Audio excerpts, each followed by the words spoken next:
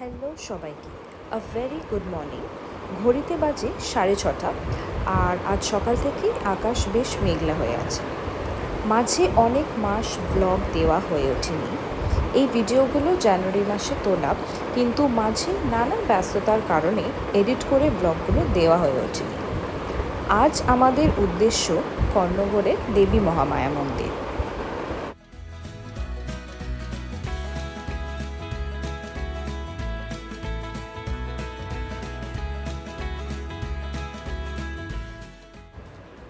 পুজো দিতে যাব বলে খুব ভোরে উঠে স্নান সেরে আমরা নতুন জামাকাপড় পরে পশ্চিম মেদিনীপুরে দেবী মহামায়া মন্দিরের উদ্দেশ্যে রওনা দিয়েছি।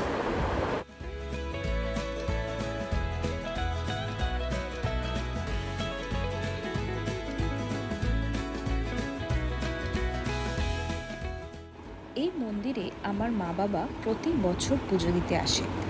আমিও আসতাম এক সময়, কিন্তু কোভিডের পর এই প্রথমবার এলাম। 2018-তে যখন লাস্ট এসছিলাম, তখনকার থেকে এখন মন্দিরে প্রচুর পরিবর্তন ঘটেছে।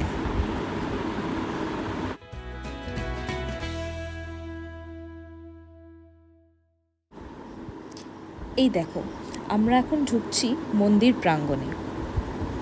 ভেতরে কিন্তু অনেক বড় জায়গা, 4 হুইলার 2 হুইলার পার্কিংয়ে কিন্তু কোনো রকম তোমাদের অসুবিধা হবে না। প্লাস 4 হুইলার বা 2 হুইলার পার্কিং এখানে একদম ফ্রি।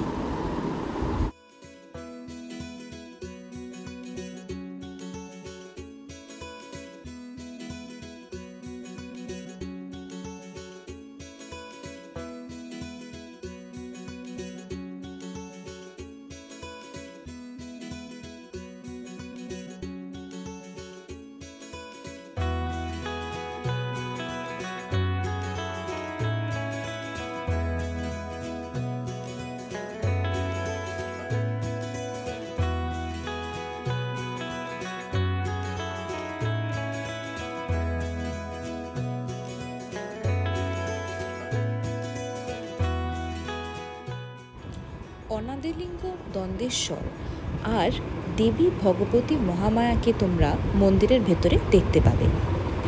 মহামায়ার মন্দিরের পেছনে তোমরা পাবে শিবকুণ্ড।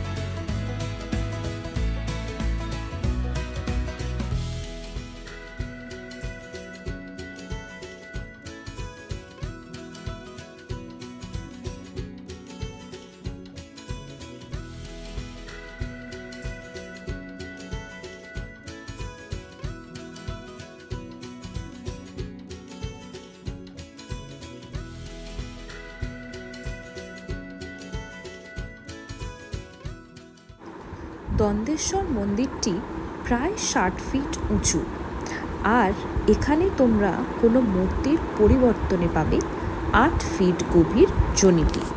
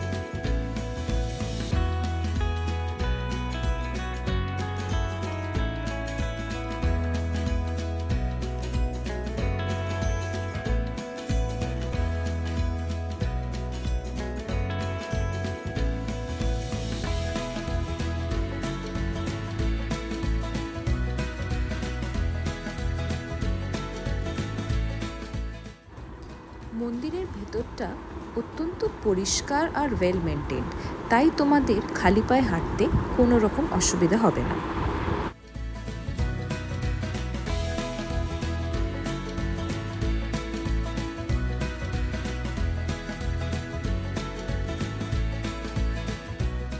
ঘুরে যাই, ঠাকুরের মন্দিরটা 10 রাউন্ড দিই।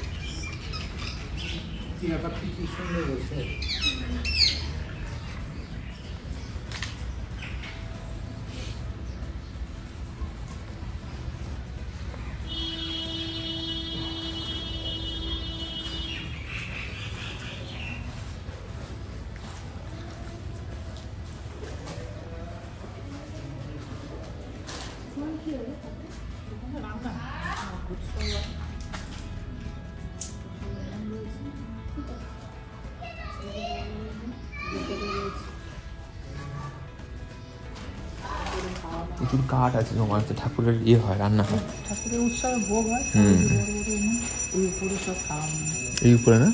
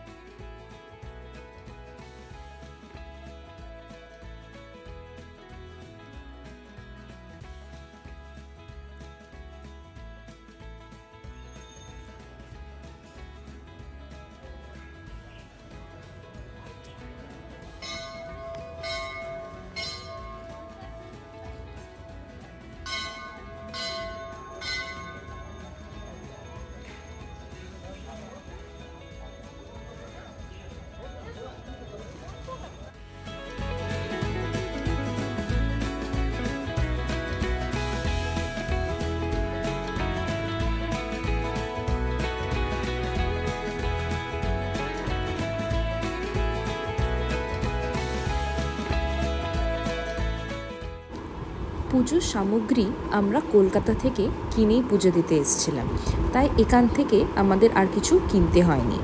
তোমাদেরকেও বলবো, যদি তোমরা দেবী মহামায়ার মন্দিরে পুজো দিতে আসো, তাহলে তোমরা জিনিসপত্র কলকাতা থেকে বা নিজেদের জায়গা থেকে কিনে আনো, কারণ মন্দিরের বাইরের এই দোকানগুলিতে দাম এরা সবসময় চড়িয়েই বলে।